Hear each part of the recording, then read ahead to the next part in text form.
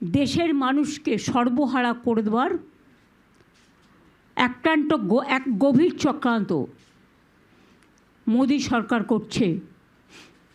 দেশটা প্রায় ধ্বংসের মুখেও করে দিয়েছে। কোনো রাজ্যে কোনো আইন শৃঙ্খলা নেই, মানুষের মনে শান্তি নেই, বিভাজনের রাজনীতি, যুদ্ধকালীন পরিস্থিতি।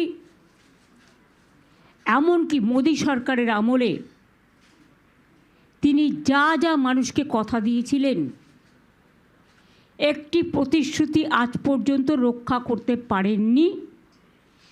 উপরন্তু LIC থেকে শুরু করে, রেল থেকে শুরু করে, এয়ার ইন্ডিয়া থেকে শুরু করে সব পাবলিক সেক্টরগুলো বিদেশি এবং পরিচিত কয়েকজন যারা ব্যাংকে টাকা মেরেছে, বিশেষ করে দেশ থেকে পালিয়ে গেছে অনেকেই, তাদের হাতে তুলে দেওয়া হয়েছে। শুধু